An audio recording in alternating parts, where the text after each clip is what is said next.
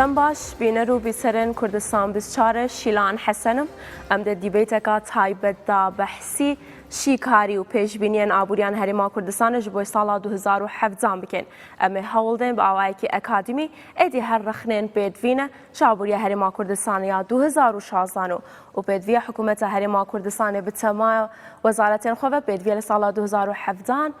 چه ڕێوشینێن تایبەت بگرنە بەر هەیاکوب بکاربن ئێدی قەیرانێن داراییژی هەر قەیرانەکاتم من چارەسەر بکەن نەها چار مهوانن من هەنە دەستپێکێ دکتۆر سەلاحەدین کاکوت گەلمەدایە هەروەسا دکتۆر عەتوف بارزانی و دکتۆر سەباح خۆشناو و دکتۆر ئاراز خۆشناو ئەس بخێرهاتنا هەر چارێنوە دیکەم گەلێکی سپاس کۆن گەلمەدانە بەریا ئەس دەست بە پرسیارێ خۆ بکەم دخوازم گەلێکی سپاسیا ئۆدەیا بازرگانی پیشەسازیە هەرێما کوردستانە و یا هەولێرێکی بکەم کۆنها ئەف دیبێت لەوەر بڕێوە دچەم دکتۆر سەلاحەدین دخوازم تە دەست پێ بکەم سپاس بۆتە ئێدی لە 2016 خاڵە هەری جیاواز دەهەیە گوتن و گەلێکێ بەحسا کەرتا تایبەت ڕۆڵی کەرتا تایبەت هاتێکن و بە تایبەتیژی گریەنگەکە گەلێک پێ بهێداین باشە حکوومەت چا دکارە لە 2017 ئەف هەمی ئەو تشتێن بە حەزکری ئەو هەمی کۆنفرانسنج بۆی لە دارخستی جیب بکەیت بەڵێ پێشەچی کەرتی تایبەت دەبێت بڕوانینە کەرتی تایبەت وەکو هاوکەرێک وەکو بەشداریەکی کاریگەر لە بنیادنانی ئابووری و پەرەپێدانی و زامنکردنی دواڕۆژی لە هەموو ئەو ئابووریە جیهانیەکانی کە پێشکەوتون ئێستا ڕۆلی ینی گرنگێکی تایبەتیان دایتە کەرتی تایبەت و حکوومەت لە هەموو ڕێڕەوەکاندا لە هەموو قۆناغەکاندا ئەوانەی کە ئێستاکە لە ڕێزی دەوڵەتە پێشکەوتوەکانن ئایا پیشەسازین ئایا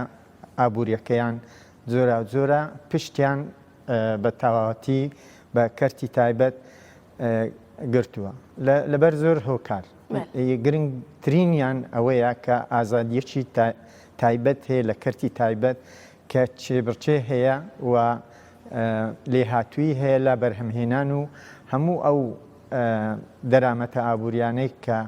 بەکار دەهێنرێن لە پرۆسەی بەرهەمهێنان و پێشکەشکردنی خزمەتگوزاری ئەگەر کەرتی تایبەت ئاماژە پێدای دنێڤبەرە کۆمپانیان تایبەت کردن تایبەتن هەریما کوردستانێدا هەیە و گەلێک جارە دەهێتە گوتن هژمارەکە کۆمپانیان هەریمەزن ئێدی بە ئاواکی دەست بەسەر دە بازاردا گرتیە و قۆڕخکاریەکە گەلێکیا زۆر هەنە و ئێدی دەرفەتێک بە کۆمپانیان دنیان تایبەت ناهێداین ئەف هەڤڕکیە دکارێت دنێڤبەرەواناتە هەبە بەێ لێرەدا ڕۆلی حکوومەت ئەوەیە کە ئەو قۆڕکردنە نەهێڵیتن بە زیادکردنی ئەو کۆمپانیانایی کە زۆرە پێشبڕچەیەک حکوومەت دێ بکارێ ڕابە چاوێ قۆڕخکاریە ناهێلە بەێ یەکەم جار ئەوەیە کە لە ڕێگای یاسادانان لە ڕێگای ڕێنمایی لە ڕێگای ئەو مۆڵەتانەی کە دەداتن بەو کۆمپانیا گەورانە مەرجی تایبەتیان لەسەر دابین فەرز کاتن بەوەی کە ڕێگە نەدرێتن کە ئەو کۆمپانیایە دەستی باڵایان هەبی لە بازار و بە ئارەزووی خۆیان ئەو بڕە برێنشتومەکە یاخود ئەو کەرتەی کە بەشداری تێدا دەکەن لە بەرهەمهێنان و پێشکەشکردنی خزمەتگوزاری زاڵ بن بەسەریان بەڵکو لەلایە ئەوە لەلایەک لەلایەکی تر یارمەتی ئەو کۆمپانیایانەی تر بداتن و وەکو برەی هاندەر دروست بکاتن و ڕێ خۆش بکاتن لە بەردەم ئەو کۆمپانیایانەی کە ئارەزووی بەشداریکردنیان هەیە بە هەمان کرد بە هەمان بەرهەم بەڵام توانای ئابووریان دیاری کراوە لێرەدا ڕۆلی حکومەت ئەوەیە کە یارمەتی ئەو جۆرانە بداتن تا هاوسەنجێک توی باوەڕیەتانی و ئەف کارەوێ بۆ حکوومەتێکی گەلێکی زەحمەت بە چونکی هژمارەکە کۆمپانیان هەریمەزن هەنەک و ڕێسا و یاسان حکوومەتێ بخۆشی بەسەروانە ناهێنجی بچیکردن یعنی گەلێکی دەسەڵاتدارن بەێ حتا ئەگەر دەسەڵات داربش بن بەڵام بە هیچ شێوەیەک ناتوانن بەسەر دەسەڵاتی حکوومەت سەر بکەون حکوومەت دەستی باڵای هەیە لەبەر ئەوەی یەک نوێنەری ینی ئەو دەستگایەیە کە تەنها مافی یاسادانان و جێبەجێکردنی یاسا هەیە ئایا لە ڕێگای پەرلەمان بیتن ئایا لە ڕێگای ئەنجومەنی وەزیران و دام و دەستگا حکوومیەکان بن و لە هەر کاتێک هەر بەرهەمهێنێک بێتە ناو بازار ئەبێ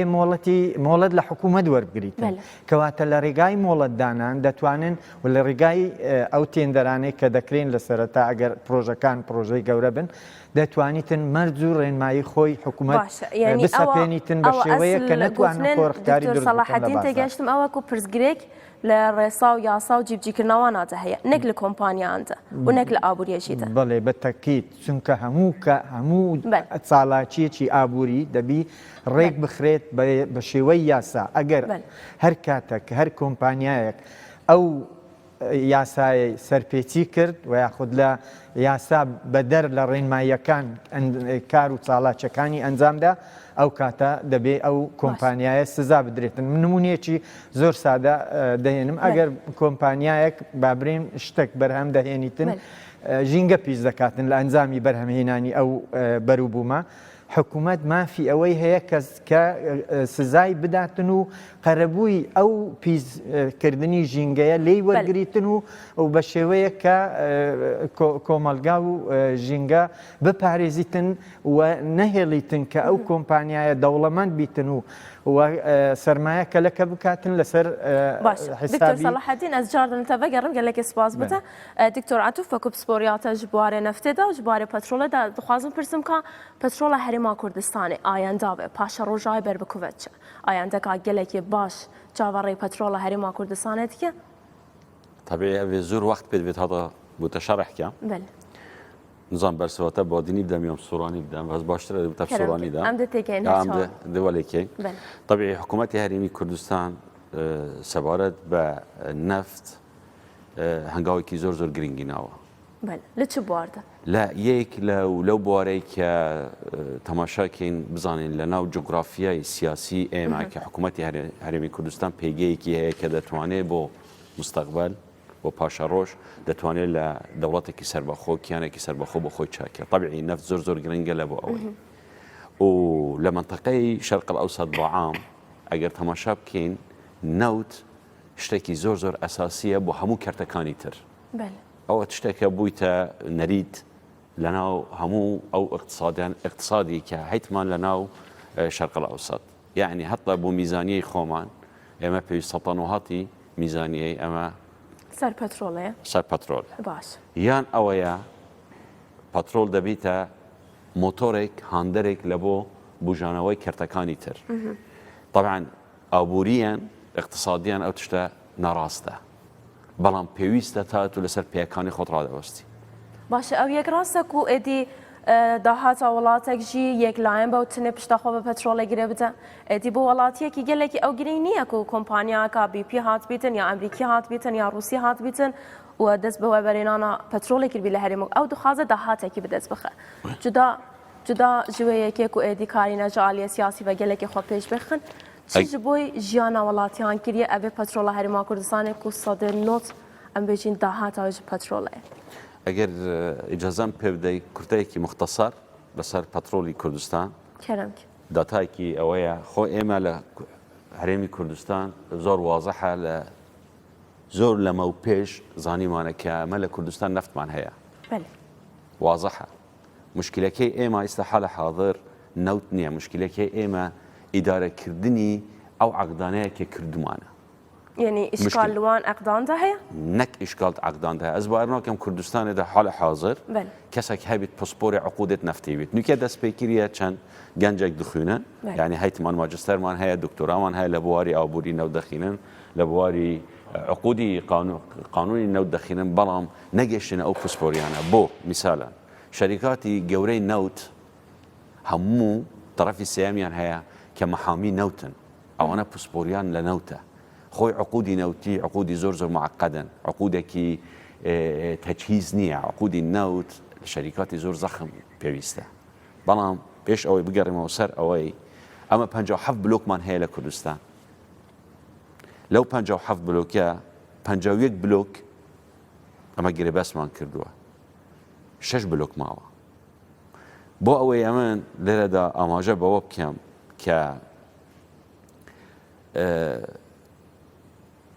كشيء هر سركي اما وكو هرمي كردستان اويا ك لقريبستكان مان ئەو گرێبەستانێکی کراوە سەتی هەموو بە زمانی ئینگلیزیە لە گرێبەستەکان یەک وشە یەک فاریزە یەک نقطە معنای دێتە گوهرت دێتە دەگۆڕی فەیمە دەبێت زۆر حەزەر بین لەوەی چونکە ئەوی کە گرێبەست لەگەڵەمە دەکە قازان بۆ ئەوە گرێبەستەکە بۆ قازان کرد ئەوە بە ئینگلیزی هاتیە نویساندون نەک تەنها ئەوە محامیەکان هەموو ئەکسپێرتن هەموو شارەزان ئەمە لە طرفی حکوومەتی هەرێمی کوردستان کەسم نییە بڕوا لەگەڵ ئەو محامیانە چونکە گرێبەست ئەمە ئێستا ستاندارد گرێبەستی یعنی لە گۆری گوزناتە کۆمپانیای بیانی لە گۆری وان گرێبەستان جۆرێکا فێلە لە هەرێما کوردستانێت نەک فێل عەفوان مەسەلە فێلکردن نییە مەسەلە ئەوەیە ئەتوو گرێبەستێکت هەیە ئێستا ئەمە ستاندارد پێدەن ستاندارد کۆنتراکتینگ ئەو ستاندارد کۆنتراکتینگە مەجالێکت بۆ دەهێڵتەوە لە بۆ چ لە بۆ دان و ستاندن ئەوە لە دوو کەلیمەی پێک دان و ستاندن هەندێکی دەدەی هەندێکی وەردەگری بەڵام ئەوی کە دەچی لەگەڵ ئەوانە دادەنیشی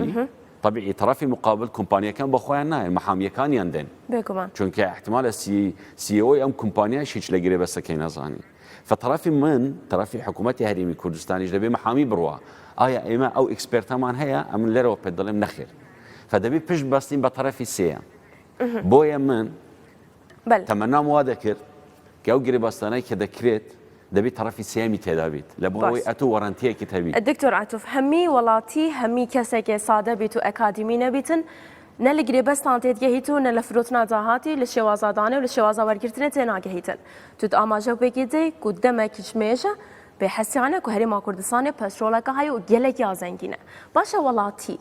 چ بەرژەوەندیاوی دەبێت پەترۆڵێدا هەبووە چاوە کاریە سوتمەند بیت مثلا حالە حاضر ئێستا کە تەماش باوم بێم یەک ئەگەر قوسەکەم بدەی بگەڕێمەوە سەر ئیجتیماعی ئاخری ئۆپێک کە کرا لە 30 مانگ لە ڤیانای طبعی بەر لەوی لە 28 مانگ کرا ئەیلول وا بزانم ئەگەر غەڵەت نەبم لە جەزایر طبعی ئۆپێک دەتانی لە هەموو ئیجتیماعەکان لە هەموو دەوڵەتەکانی عضوی ئۆپێک لەو سێزە دەوڵەتە ئیجتیماع بکە قرار کە دەدرێ ئیلا دەبی بگەڕێەوە لە بۆ مەقەڕی ڕئیسی کە لە ڤیەنا لەوێ قرار درا بەڵام ئیطمینانیان پێکە نەبوو فچیان کرد گەڕانەوە بۆ 30 مانگ گەڕانەوە ئۆپێک ئیجتیماعیان کرد و قراریاندا بە ملیۆنێک و 200 کە چ بکە کە سڕێکە یان کەمیکێتەوە کە ئینتاجی خۆیان کەم بکەنەوە وانە ئەوە بووە سەبەبێک کە سعری نەفت بەسەرکەوت چوو بۆ 53 دلار یەک ئیجتیماع ڕۆیش بۆ 53 دلار باش ئێمەی وەکو کوردستان ئەگە حالە حاضر ئەو نەوتەی کە ئێمە دەیفرۆشین و ئەو 1 ملیارد و 400 ملیۆن دلارەکەنە باوەکو ئیرادی ناوخۆیی بڕوات هەبی لە حکوومەت لە هەرێمی کوردستان هیچ کەسێک نایدەتوانێت موچە وەرگێ فئەو نەوتە قیمەتی زۆرە و دەبێ بشی زانین و قیمەتیشی دەبێ بزانین و بۆ کوردستانیش حالە حاضر نقمە نییە نەعمەیە بۆ چونکە دەبینی باشە با ئەف کریزە لە کوسەر هەڵداینە کریزە ئەمە ئێستا حالە حاضر ئەمە لە سێ تشتی زۆر گەورەداین لە سێ تشتی زۆر گەورەدان یەکمان شەڕی داعش باش پارێ نەها لە کوێک و دەتبێژی بەهارێکی موچەتە پێ دەت و موچە من پێدا و موچە نەمایە موچە دیار نییە و بێ موچە مایە چاو موچە نەما حکوومەت هەرێمی نەک حکوومەت هەرێمی کوردستان هەر حکوومەتێک باش جاتی حکوومەت هەرێمی کوردستان باید کە بۆ دوێ کریزەدا دوو تشتە پێچێت بکات یان ئەوەیە ملیۆنێک و 400,000 موظفێک خۆ دوێکەم کات شەرمەشوەیەکێت کات و هەم ڕێبەرایەتیا خۆ و هەم فەرمانبەرێن خۆیان بکەن ناشەرم ناکات هیچ حزبێکە سیاسی نییە حالە حاضر حتا دەوڵەتەکە ئەوروپیشدا و لێرێژدا نەوێری دەست بۆێ مشکلێ ببات و یاساش ڕێنادێت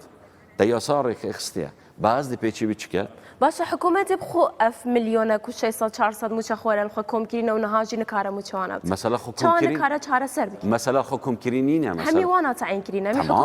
طبعا بەس هەمە مەسەلە ئەوە نییە کە لە خۆی کۆم کردیە مەسەلەکە ئەوەیە کە دامەزراون ئیشیان هەبووە پێویستیان پێ هەبووە درستە لە دکتۆراتوف گەلێک جارە دەهێ گوتن و دەهێ بیستنجی ئەگەر ئەم بێژین وەزارەتێکی ڕێبەرایەتیەکی ئەگەر پێدفی 10 فەرمانبەران بە 25 تێدا هەنێ تمام بس هەمی بێکاری تمام ئەوە ئەمە هەموو دەڵێن ئەوە بە تەڵای مقەنعایە ئەمە لەگەڵین هەمومان لەگەڵ ئەو ڕایە یەکین بەڵام ئەمە لە لاحەیەکی ترەوەش دەبێ بزانی کە ئەتوو تا ئێستا جێگایەکت نییە کە بتانی ئەکو سۆشیال دابینکەی لە بۆ ئەتوو بتانی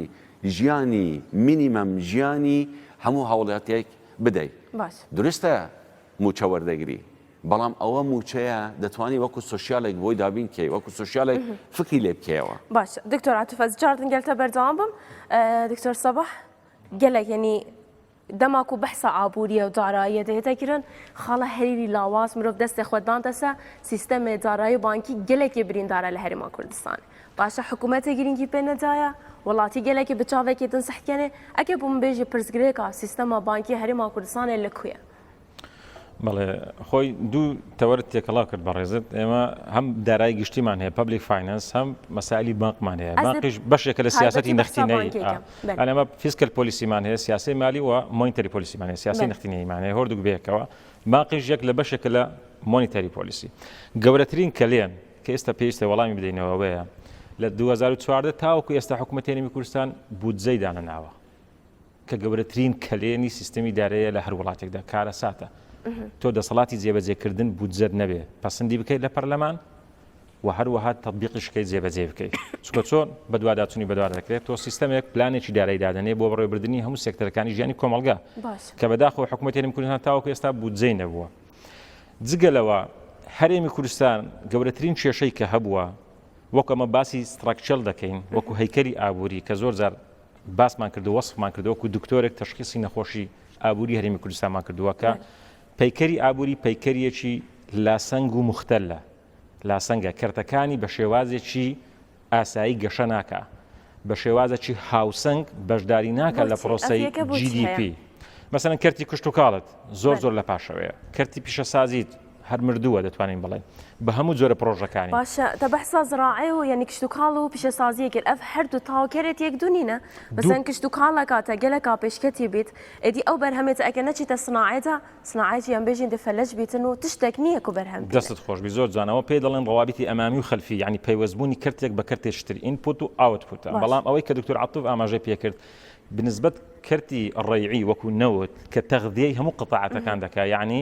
پارە دەدات بە هەموو کردەکان بۆی گەشە بکە بە پلانێکی استراتیجی بۆ نمونە تۆ وڵاتی ئیمارات وەربگرە وڵاتانی خەلیج وەربگرە ئیمارات ئێستا کە ڕێژەی پشتبەستنی بودجەی گشتی کە بدەنە موازنەی عام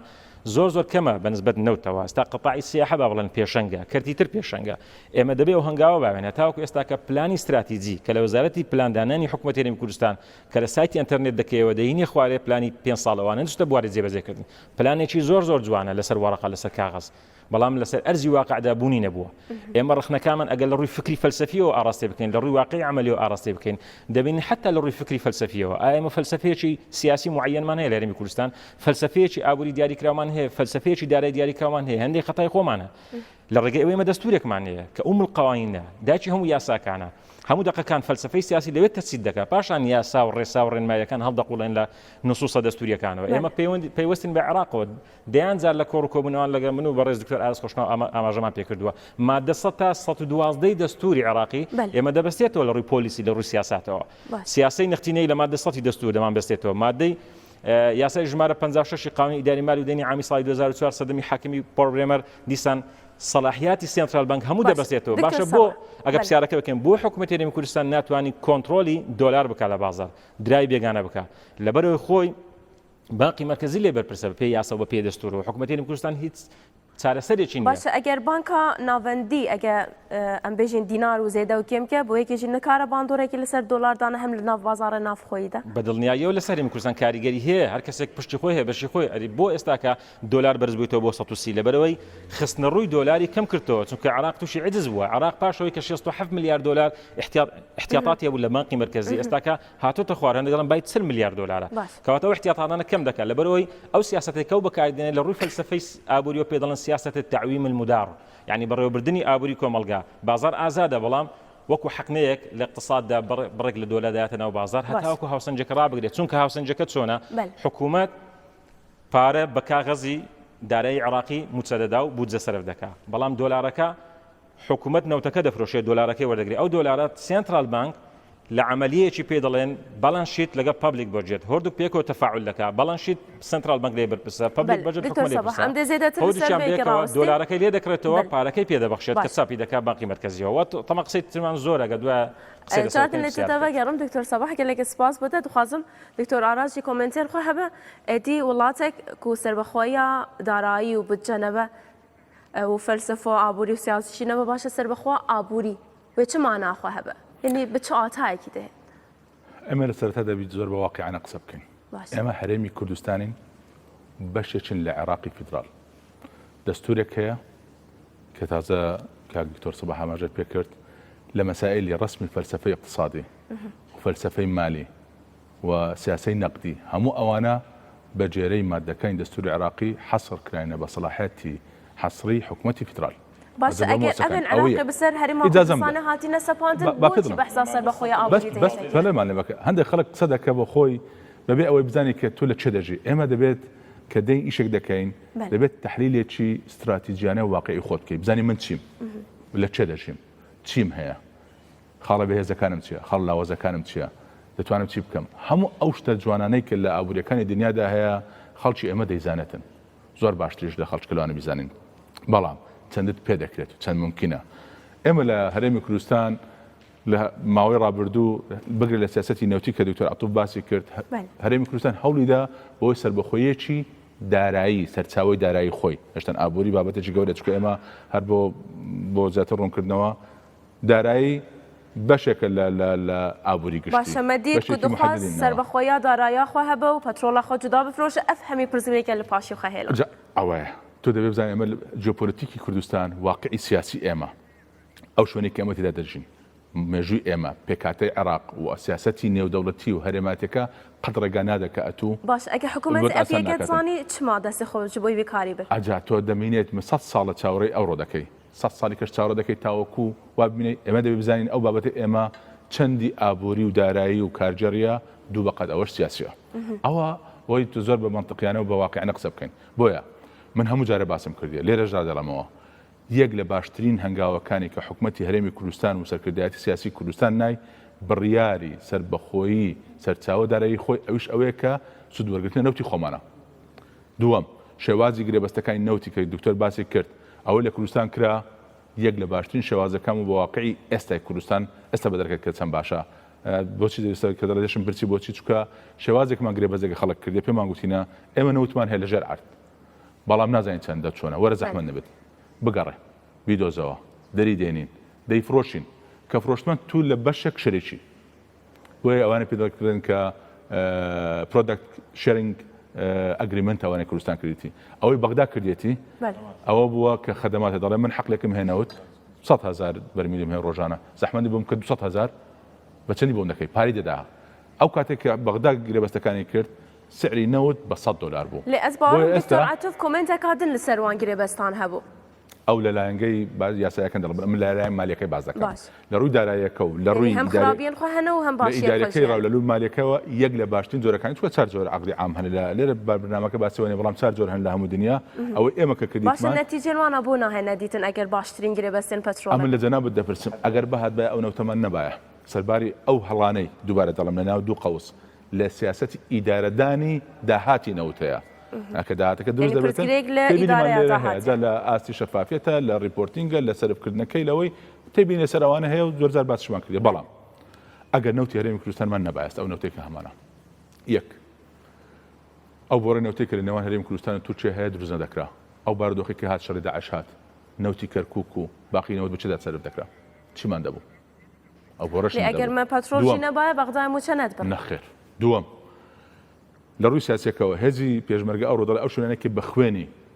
هێزی پێشمەرگە ئازاد کراوە کوردستانین پێشمەرگەی ناکشێتەوە ئەگەر داهاتی خۆت نەبایە قەت و قەت لە ڕووی سیاسیشەوە ئەو بەهێزت نەدەبوو کە ئێستا هەرێمی کوردستانێتی سێ لە ڕووی پاڵەپۆستۆی سیاسیەوە ئەوەی کە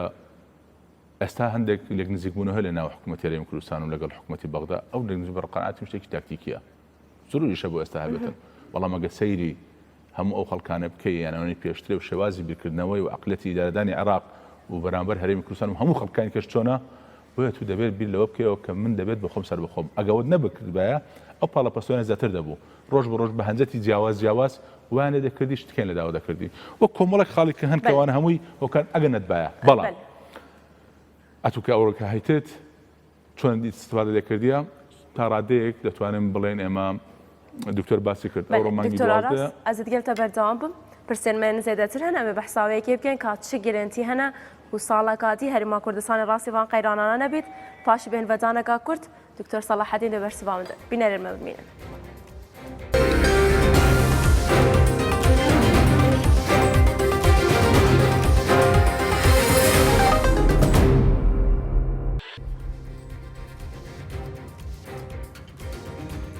ئەم جاردی گەلوە بەرزەوامین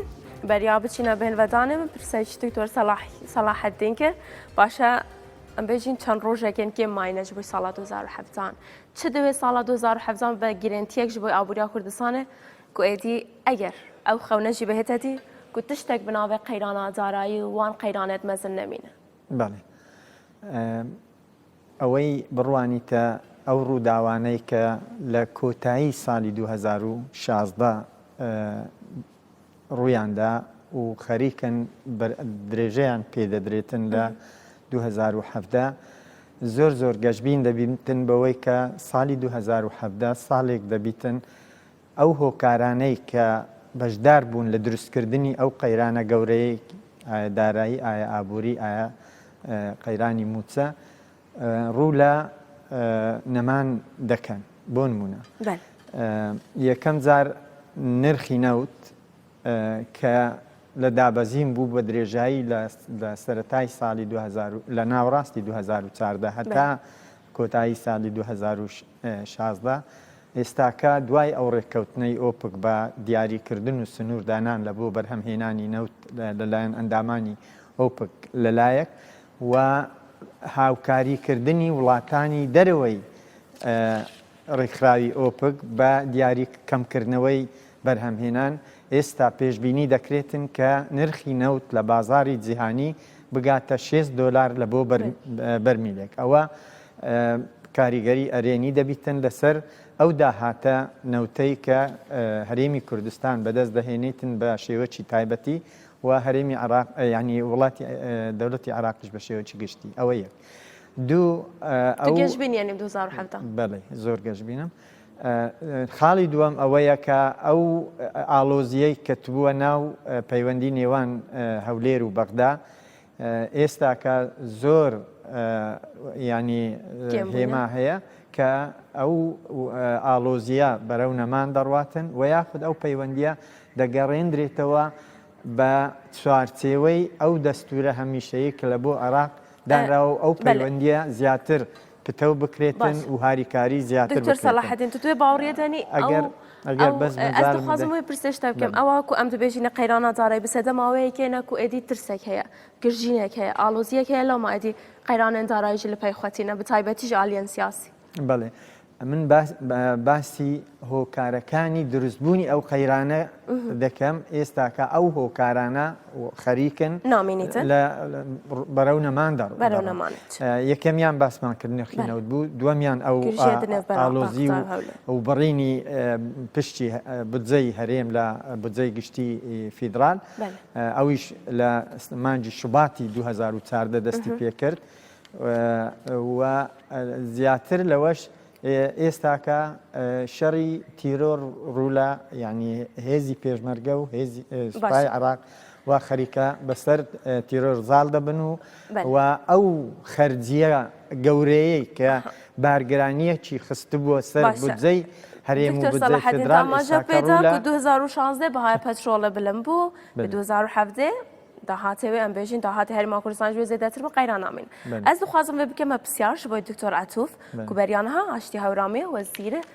ژێ دەرەخوازایەن حکوومەت هەرێما کوردستانê گوتبوو ئەگەر پەترۆڵ بگەدە $100 ئێدی تشتێک ناهێتە کوارد باشە دکتۆر سەلاحەدین ئاماژە پێگێتە و بەهای پەترۆڵە بلند بووە و دوکارە چارەسەریە بارودۆخک باش ئەفتی چاوە چارەسەر بە نزانم کاک ئاشتی ئەف سوالاتە توێتەر کاک ئاشتی پرسی بە ئەف پرسیارا من نەک ji بۆی کاک ئاشتی بوو پرسا من ئەو بوو هەنگ هەمی کەسێن ئەکادمی و مامۆستایان زانینگە هێنە دکتۆر سەلاحەدین وەرەکا جودا هەیە دەبێژیت بەهای پەترۆڵە بلند بووە لێ ئاشتی هەورامیژی دەبێژە بگە $100 تشتێکی چارە ناک دووەک و ئەکادمیەک و پسپۆڕی پەترۆڵە مامۆستای زانینگە هەیە خوێندناتە ji بۆی بەیەکێکی طبیعی لێرە دوو شتە من خوێنەوە لە بۆ قسەکانی کاک ئاشتی ئەوەیە دەبێت قەرزێکی زۆری کرده بێت حکوومەتی هەرێمی کوردستان تا ئەگەر بەهای بەرمیلی نەوت کەتە $100 چارەسەر ناوی بەڵام من بصراحة لقال دكتور أشتينيم لو مسألة أداء احتمال تشتكي نهيني هاي بما بيني وسياستي نوتا احتمال حكومتي هرمي كردستان قزكي زوري ورقرتي بي لقال كومبانيا كي نوت عندك شي تركرابة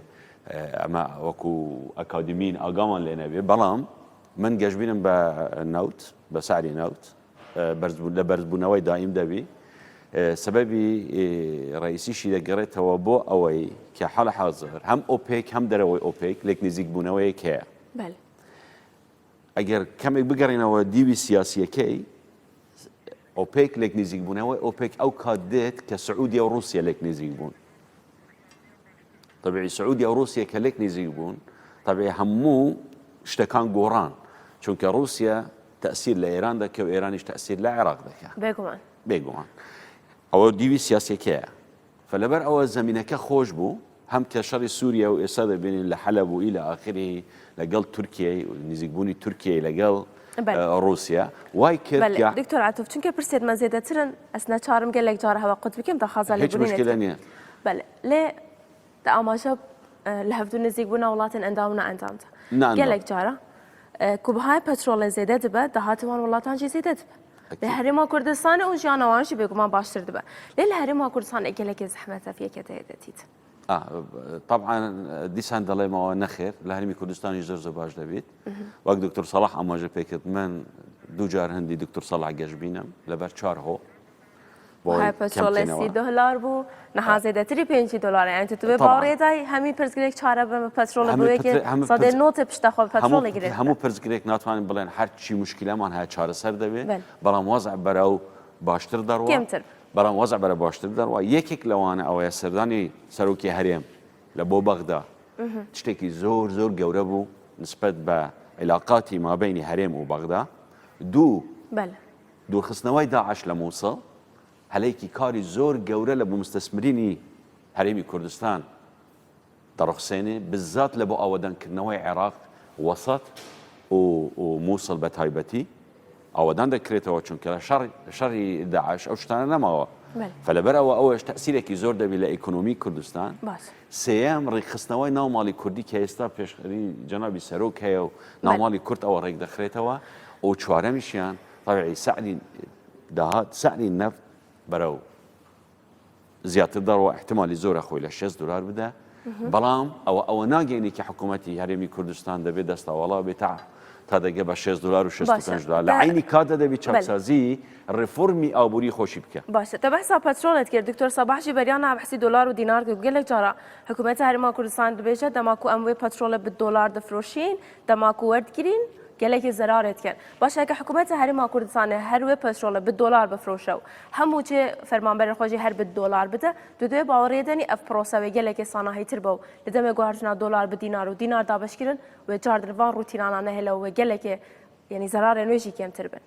نخير ناتواني تو سيستم كبغورت باش شي العراق فبني بدراوي عراقي او يكتوس هرمش سربخوني دوم زال لروي كار لروي عمليه ولا روي كرداريو زور قرصه خلق يعني ليره بين لقى دولار وردينيا باشان تعامل كردين لقى دولار يعني بروسيه كقرصه دوام ترسيدار دولار بيوسته بامريكا بولاتي شي زل هيزا بيرو باش دينار شي ديتا بكارن كل دز بغداد او شي يعني تكار الاستكبار من او احتمال كليا استبعاد كم كريم كردستان باش بدراوه شي بيغانا بس اللي برا بدون كارو بلام كم التحليلات تتم يقرا بالنسبه نوت كالايا كسير رهندي هي رهندي استراتيجي سياسي ابودي هي ككالايا شي زور ما ترسيداره و 4 سال ليس البرنامج كان باسم كرديا زور ما ترسيداره اگر نتواني بكاري بين لكاتي خوي نود بوا نقمت بو سر العراق بداخ وكان ناتواني توظيفي بكن لبو قشه بيكدان وبربيداني كرت راستقيني كاني ابوري زالك دجنو كصدام حسين لشوينك دبيت لبداياتي السرتاي بهزبوني تي اواخري حفتا كان بيدلن باسي قلم دكن يعني دست خوان برندكن دلن نود دلي من نوتم تاميم كل صالح حفتا وسير ما نجي حزيران ما قبل هذا نسوبهم دلن بشتم زور بهز بيستاكا بهسترين باي ابوريم هي وانش بيدلن دل ادي كرت كانيتر دل ايمن دتوانم بدولاري نوت هم اشتراك بكرم برنز بكرم شكر لكو باي كري برنز لامريكا يكري بلام توشي تساعد لبرو النوت كالاش مترسي دار دبي او نوت بكار بهندري بو تقدر كردني كرت راستقينيه كان بالنسبه جشبيني اما جشبينين بو كابوري هرمي كردستان دكيتو سربي بلام ببوتوني من بيستي ب 4 سال هي چونکه اما تاوك 24 مليار دولار قرض عند دبي ولا بيرنا كان كمال كونتراكت وعقود كرا كان هنا كان استابدر دكوي زۆر سڕیات تێدا لە عقودانە زۆر پابندبوونی حکوومەت هەرێمی کوردستان تێدا کە ئێمە زۆر جار بەڕێز پرسیارت کرد لە دکتۆری وتت ئێمە دلار بووتە 50 دلار بۆ ناتوانین موچەی پێ بدەین لەبەرەوەی وەڵامیان داوە کاک ئاشتێ هۆرامی دەڵێ لەبەر ئێمە کۆمەڵ عقودمان کردیە کۆمەڵێک پارە قەرزاری کۆمپانیا گەورەکانین مانگ هەیە دکتۆر ئاراس دەزانی و باشی کردیە 200 میلیارد دلار 250 میلیارد دلار دەچێت بۆ ئەوانەوە باشە لە هەمی وڵاتین جیهانە گەلێک جاران بینین دەینە کاتیەکردن قەرزە کاتیەکردن هەیاکو بژێوە ژیانە وڵاتیان پێ باشتر بە هەیاکووە بەرهێنان پێ زێدەتر بە پرۆژە زێدەتر بێنە ئەنجامتان باشە ئەف دەینە بەر بکوڤە چوە دەکی سێکتۆری داهاتی خەرج کرد ئەوەش وەڵامێک دیسان یاسایی اقتصادی و مالی دەدەمەوە ئێمە بەپێی دەستوری عێراق سیاسەتی دەینی عام بەپێی بڕگەی دەستور حکوومەتی هەرێمی کوردستان سەلاحەتی قەرز بکە هە لەبەرەوەش IMF World Bank ناتوانێت قەرز بداتە هەرێمی کوردستان کە ئێمە داوای 5 میلیارد دلارمان کرد آخر شت داوایان کرد کە وڵاتێک گەرنتی بدات بە عێراق بە هەرێمی کوردستان کە ئەو 5 میلیارد دلار دوای مەرجی هەیە ئەوان یەکەم جار دەبێتەوە دعم سەبسیدی سەحب بکەیەوە موادی غیدایی نێری دعمی بنزین نێری ئەوانە هەر هەمووی معاناتی هاوڵاتی ئێش و ئازاری هاوڵاتی زیاتر دەکات پێویستە چاکسازیێکی ڕیشەیی بکەین سێ تا سەر ئەوە یەک باشە توێ باوەڕێ دێنی دەماکو حکوومەت ڕاستی قەیرانێکێت بە بیراوی ڕیفۆرما و چاکسازیان تێتەبە دەبێت 100% چاکسازی بکە هەنگاوەکانی چاکسازی زۆر سست و لاوازن یەکەم جار ملیۆنێک و 400,211 فەرمانبەر تاخیر حسای هاتوێتە ئێمە دەبێت ئەو ژمارە موچەخۆرە زۆرێک کە IMFیش زەختی لە هەرێمی کوردستانەکە کە پێویستە کەمی کات و چاکسازی بکە ئەوە یەک پاشان حکوومەتێکی ڕەشید بەرجەستە بکە بە هەموو پرەنسیپەکانی کە دکتۆر ئاراس خۆی پسپۆرە لە وارەوە کە وەکو شەفافیت مشارەکە مسالە ئەکتیڤیتی با بڵێن فلکسیبیلیتی مرونە کۆمپریهەنسیڤ شمولیت ئەوانە هەمووی بەرجەستە بکە لە خودی حکوومەتەکەدا بەحسا چاکسازیت کرد ئەز خوازم وێ بکەمە پرسیارش بۆ دکتۆر ئاراس گەلێکا بەحسا چاکسازیە و لێژنا دەهێتەکردن و لێت هەیە گوتن لێژنە بخۆشی بووینە بارگرانیەک و خەرجی و بجا تایبەت بخواتبێتن یعنی چ بۆی وەیەکێچت بێژی لێژنێن چاکسازیە دکارە ڕەوشێکی باردۆخێکی چارەسەر بکەن هیچ لیژنەیەک نییە بەناوی لیژنەی چاکسازی کە پارە وەربگرێتن ئەوەی کە هەیە ئێستا کە لیژنەی باڵای ڕوبەڕووبوونەوەی خێرانەکانە وەزیرە بەڕێزەکان و چەند کەسێککەن ئەوانەی تریش کە پێشتر چەند لیژنەیەک ڕاوێژکاری هەبوو ئێمەش بەشداریمان ئێمە مامۆستای زانکۆین و باشێک ئێمە فەرمانبەری ئەو حکوومەتین کە بەشداریمان لە هەمووانە کردێ بە خۆڕایی بۆ بە هیچ پارەیەک بۆ ئەوە یەک دووەم من دەوێتە نا شتێک ڕاستکەمەوە داین زۆر جار ئەمە دەوە باز دەکەین ئێمە حکوومەت هەنگاوی نەبووی چاکسازەکان بکەن کۆمەڵە شت کرا ئەن یەک لە شتانێک کە سەر بەدەستی منە زۆر لە قسانێک ئێمە باسمان کلێرانە ماوەیەک پێش ئێستا کە ئێمە لە وەزارەت پلاندانان لەگەڵ بانکی نێودەوڵەتی ئەوەی پاشەوەی کە لەسەر چاکسازەکانی حکوومەتی هەرێمی کوردستان و هەم لەسەر داوای جەنابی سەرۆکی هەرێم و سەرۆکی حکوومەتیش بە گشتی ئەوە بوو کە دەکرێت ئێمە ئیستیعانە بە هەندێک دەستگای موسساتی نێودەوڵەتیش بکەین بانکی دەولی بۆ یەکەم جارە شتێکی ئامادە کردی لەگەڵ وەزارەت پلاندانان کە تێیدا بۆ 2020 ئەوەی کە دکتۆر باسی کرد تا 4 ساڵێکی دەوێت ڕاستە دەبێت چ بکە ئەوە هەیتی شتێک کرا لە دکارە کار پێ بکە پلان زۆرن لێ دکارە کار بۆ ئەم پلانە بکەن گرنگ لەوەدا عیبرەت لە جێبەجێکردنە جێبەجێکردنی شتەکانیش پێویستی بە چییە بە تیمێکی ئەکتیڤی چاڵاکی تێگەیشتی لە شتەکاندا ئەفنینن ئەفتینە بێتە دامەزران هەیە بەڵام ئێمە واقعەکە لە هەرێمی کوردستان ئێمە جگە لەو تەحەدیاتە ئامانێکە هەمانە بەڕاستیش تا ئێستا کە ئەوەی پێدەڵێن تەوسیفی وەزیفی خۆمان لەوانەیە وەک پێویست نەمان بێتن من کەسێکم اختصاصم شتێکە لەوانەیە بچم لە شوێنشکە دانرابم یاخود باسی شتێکشکە بکەم ئەو هەڵامان هەیە لە هەرێمی کوردستانەوە ناشارینەوە نە کەس ناتوانێت بیشارێتەوە بەڵام تو باسی کۆمەڵش پێم خۆشە وەڵاهی تا و کاتێک کەمە تۆزێک خەڵک چاوەڕە دەکەمە بەس قسەی عاممان ئەگەر تو کاری پیچێکی بلەزمە بێژی چەند ژمارەیەکت دەمێ چەند بامەل ئابووری کوردستان چۆن بووە لە 2016 لە 2017 چاوەڕە دەکەن چ بێتن لە بابەتەکانی کە هەیە بۆ معلوماتی جەنابتان ڕێژەی بازە داهاتی گشتی با بڵێن شتێک هەیە لە هەرێمی کوردستان ئەوەی تا هەبوو بەوەی کە زیادیش کرا نەگەیشتە 103 بۆ 4 پاش زیادکردنیشی بەڵام ڕێژەی داهاتی گشتی با بڵێن باز لە ستاندەری ئابووری دنیای وڵاتەکانی کە 130 دەبێت هەبێتن زانانی ئەمە لە چێ دووەم خەرجەکانی حکوومەت لە کۆی داهاتی ناوەخۆ لە هەرێمی کوردستان لە 150مان ڕەتدا بەو قەیرانی ئێستاشە باسی ناوەخۆ دەکەم سەت و مەصرفەکانی ناوەخۆت بە هەموو شتۆ دەگرێتەوە بەڵام لە وڵاتانی دیکە ستاندەر ماکسیمەم 100 ئێمە لە داهاتی ئێستای هەرێمی کوردستان لە ساڵی 2016 داهاتە جگە نەوتەکانی خۆی نزیکەی مانگانە لە نزیکەی 150 میلیارد دینار داهاتت هەبوو کە مخەتەت ئەوەیە بۆ 2017 دەبێت بگاتە لانی کەم 250 میلیارد دینار جا بە شەوازێک چۆن چا دەکەین بەداخەوە ڕێژەی بێکاری لە هەرێمی کوردستان لە 2016 گەیشتە 114 ئەوەی کە مسجل و معتەرەفە هەندێک باسی زیاتریش دەکەن بەڵام ئەوەی کە مسجلە وایە ڕێژەی تۆمارکردنی کۆمپانیەکان لە هەرێمی کوردستان ئەوەی کەری یەکەم جارە بەتایبەتی 180 کەمی کردەوە بەگشتی ئەوانەی کۆمپانیا بیانەکانی هەر ڕێژەی زۆر تەنها 2016 20 کۆمپانیای ئەکتیو تۆمارکرد لە هەرێمی کوردستان پێشتر 3200 کۆمپانیای بیانیمان هەبووە. ڕێژەی پوکانەوەی ئابووری کەرتە ئابوووریەکان لە هەرێمی کوردستان بەجێ دراستەکانی کە ئێمە کریتمان 16 کەرتە ئابوووریەکانی هەرێمی کوردستان ڕوبەڕووی پوکانەوە بوون، بەڵام مقابلی ئەوەش هەمین 2016 باز دەکەمەوان هەمووی کە بەڵام مقابلی ئەوانش لە هەندێک بواردا مەسەن ڕێژەی هاتین گەشتیاران بۆ هەرێمی کوردستان لە 2016 بەهۆی ئەو اتفاقی کە لە نێوان حکوومەتی هەرێم و هەندێک کۆمپانیەکان بەغداکرا 180 زیادی کرد لەگەڵ 2015. ئەوی تر ڕێژەی بەروبوومی کشت و کاڵی لە کوردستان 130 زیادی کردی 2016 بە بەراورد لەکە 2015. قەیرانە چ باندۆر لەسەر چاندنێ نەبووین زیادی کردووە جاوا مؤشرە باشەکانی شتە و ئیژە سەکرایە. ئەوی تر با بەڵێن گەشتە فڕۆکەوانەکان لە فڕۆکەخانەی هەولێری نێودەوڵەتی ئەوەی کە هەبووە 112 زیادی کرد لە شەژمانجی یەکەمی 2016 گەبەراورکەمە 2015 تا گەیشتە ئەو ڕۆکەی قسە دەکەین ڕۆژانە باڵن هەفتانە نزیکەی 318 گەشتی ئاسمانی هەیە لە هەولێردا. بەڵام مقابلی ئەوەش دکتۆری ژامەشتان پێکرد زیاد لە 1500 کارگەی تەنها لە سلێمانی ڕاوەستایە 170 بازاری ئەوەی کە ئۆتۆمبیلە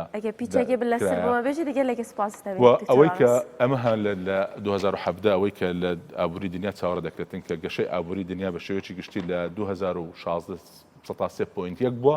چاوەڕە دەکرێت کۆی گشتی لە جیهاندا بێتە 103.6 واتە گەشەکردنێکی ئابووری جیهانی خەریکە بەردەرە بەڕێوە دەبێتن و ئێمە بەنسبەت ڕۆژهەڵاتی ناوە ڕاستیش معدەلی گشتی 103.9 چاوەڕە دەکرێت لە هەرێمی کوردستان نزیکی ئەوە بین. ئەگەر ئەوە بتوانین بکەین ئەوە چۆن دەکرێت پێویستی بە ئاکشن پلانە دەتوانین چونکە دەمەمی گەلێکی نەمایە ئەس دخوازم هەنگی هەر چار شیرەتێن وە ji بۆی حکوومەتێ چنە ji بۆی ساڵا 2017 دەستێ خۆی بۆ چ ببە چارەسەریا چ بکە و پشگیریە کێ بکەتن و چ سێکتۆری دکتۆر سەلاحەدین ئەگەر تو دقیقی بکاری کۆمنتە خۆ بدەی گەلێکی سپاس بوویت. بەڵێ دیارە حکوومەتی هەرێمی کوردستان هەنگاوی زۆر چاچی ناوە تا ئێستا و ڕوبەڕووی ئەو قەیرانە بوویتەوە بە جددی و بە شێوەیە کە بتوانیتن زاڵ بیتن بەسەر ئەو قەیرانە و ببێتە وانەیەک لە بۆ ئایندە کە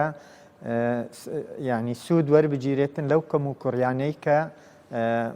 ئێمەی گەیاندا و ئەنجامی ئەو قەیرانە و تووشی بین. بەڵام هێشتا زۆر ینی بوار هەیە کە بە شێوەکی استراتیج و پلان دانان ڕوبەڕوو ینی پلانی وا لە بۆی دانە ڕێژراوە وەکو ئەوەی کە یەکەم جار ئەبێ وا بڕوانڕێتە داهاتی نەوت وەکو سەرچاوەیەک لە بۆ بوژاندنەوە و پێرەپێدانی کەرتە ڕاستەقینەکان. ئەوە لە هەمووی گرنگترە کە ئێمە واز لەو پشت بەستنە بێنین بە داهاتی نەوت و موچەی فەرمانبەران کە بە ڕێژەی 70% نزیکە 70% لە بجێی هەرێم لەوانەیە کاک دکتۆر سەباحی ژاگەدارە ئەوە کەم بکرێتەوە چونکە ڕێژەی جیهانی نابی لە 125 سەلاحەدین گەلێک سپاس بۆتە دکتۆر عاتوف تۆ. من ئەوڵەن گەشتبیرم بە ئابووری کوردستان باشە دوام تەسەورم دەکرد حکوومەتی هەرێمی کوردستان ئێستا پلانێکی ئستراتیژی تاڕیئی هەبی نینەنوکە نزانم ئەگەر هەبایەت ئەگەر بواە دەبا ئێستا لە پێش شاوی خەڵک بووە بۆ ئەوەی بزانی خەڵکەکان کەرتەکان بزانن بە چه هەنگاو بۆ ساڵی 2017 بەهاوێژن دەبا پلانێکی هەبایە ئیگەشتگی لە هەموو کەرتەکانەوە و لەگەڵ دکتۆر ساڵح هەوڕام بەڕێی من هەر دەوڵەتێک کە پشتی ببەستی بە ئیرادی نەوت لە بۆ هەموو کەرتەکانی تر ئەوە ئینتیحارە بەڕێی من باشتر ئەوەیە پشتە سەر کەرتەکانی تر وەکو کەرتی کشتتوکاڵی و کەرتەکانی تروی لە ئاخری. باش دکتۆر سەباح چیرەتێتەش بۆی حکوومەتی 2017 من وەکو کەسێکی ئەکادیمی وەکو کەسێکی پسپۆر لە بوارە زیاتر لە 18 توێژنەوەی دراساتی تەجریبیمان هەیە جگە لە ماستەر دکتۆراکەشمان لەسەر بواری پەبلیک فاینانس ئەوەیە کامە گەشتبین بە حکوومەتی هەرێمی کوردستان و ئەزمونێکی زۆر هەیە کە لە چواری هەفتی 92 کابینی حکوومەتی هەرێمی کوردستان دامەزراکە 24 ساڵ و نزیکەی چەند مانگێکە جگەلەوەی 25 ساڵ ئەزمونمان هەیە لە 92ەوە لە مانجی 11 چاکسازیی ڕیشەی بکەین نرخی نەوت بەرەو بەرزبوونەوە دەستی خۆشبەختانە ئێستاکە و هەوڵ بدرێ ئەو کەلێلانەیە کە هەبووە لە هەموو بوارەکان چارەسەر بکرێت و حکوومەتێکی ڕەشیق باریکردنەوەی لاشەی حکوومەت دامدەستگاکانی حکوومەت زۆرە متەڕەحی لە بەڕاستی و تەحەدیاتی زۆر لە بەردەمانە پێویستە تحلیلی سوات کە تحلیلێکی فکری فەلسفی ئیدارەی استراتیژیە پێویستە بەرجەستە بکرێت لە واقعی هەرێمی کوردستاندا کە نقاطی ضعف و نقاطی قوة فرص و تحديات تحدياتمان زۆر لە بەردەما بەڵام دەبێت بە شێوازێکی هاوسەنگانە تعامل لەگە وڵاتانی دەوروبەریش بکەن لەگە تورکیا لەگەر ئێران و هەوڵ بدەن سەرچاوەیەکی تر لە ئێران بدۆزینەوە بۆی نەوتی پێ بنێرێ دەرەوە یان سەرچاوەی غاز کە زۆر گرنگە ببتە بەدیلێکی نەوت ئابووریمان فرەڕەنگ بکەین ئابووریەکی فرەڕەنگ هاوسەنگ تەندروست و فلسفەی تەشویقکردن و چاکسازی و هەروەها حکوومەتی ڕەشید بەرجەستە بکەن و دەگەنە کەناری ئارام. دکتۆر ئاراسی ببین دکتۆر ئاراس کەرەمکی یەکەم شت دەبێت ساڵی 2017 ساڵی پێداچوونەوەی بە سیستەمی ئەوەی بناومە لێنە پاشەکەوتی ناچاری لە داهاتی لە موچەی فەرمانبەران دەبێت حکوومەت بڕیار بدە شتێککە بدۆزێتەوە بە هەر شێوازێک بتن و بەوەی کە هێتا لە داهاتکەون و ئەو بەڵێنانێک کە بە تیمی خۆیدا بە خەڵکی خۆیدا تێدا جەبەجێ بکرێ ئەوە یەک دووەمیان لە ڕوانگەی ئەوەی کە چاکسازەکانی کارژێر و دارایی بە شێوەیەکی گشتی بکاتن ئەوەی کە لە پلانی خۆی بە خۆی دایناوە وەزارەتیاندەران لەگەڵ جێبەجێ بکاتون دەست پێ بکرێتن سێمیشان بۆ کەرتی تایبەت کە ئێستامە لە شوێنی کەرتی تایبەت دانیشتن ئێمە لە مانجیدا نۆدەی ئەو ساڵی ڕابردوو بە هاوکاری لەگەڵ ژوورە بازرگان پیشدادەکان بەسەرپەرشتی خودی سەرۆکی حکوومەتکردمان ئەوە کۆمەڵێک پێشنیازی تێدایە ئەو پێشنیازانە حکوومەت ئەگەبێت و نەوەی بکرێت لە هەمووشی گرنگتر ئەوەیە بەفعلی دعمی کەرتی تایبەت خەریکە لە هەرێمی کوردستان بە یەکجار لە ناو دەچێتن بۆ ئەگەر هاوکارێکی جددی و بە شێوازێک نەکرێ شەرنی مەسەلە مادی بێتن لەوانەیە باش نەبێ بەڵام 2017 بکرێت دەمە گەلێکێکم و گەلێکی سپاس بۆی دکتۆر سەلاح الدین کاکو دکتۆر عەتوف عەبدولمەیمن بارزانی هەروەسا گەلێکی سپاس بۆی دکتۆر سەباح خۆشناو دکتۆر ئاراس خۆشناو گەلێکی سپاس بۆیەوە دەمە گەلێکی نەبوو دەخوازە لێبوورینێتکە سپاس بۆی بەرەبوونەوە ئەدی گەلێک سپاس بۆی بینەر و بیسەرن کوردستان 24ژی ئەمچی بۆ هێبینە و ساڵا بهێت ساڵا 2017 تشتێک بە ناوێ قەیرانە لە هەرێما کوردستانê نەمینە شاد ببین.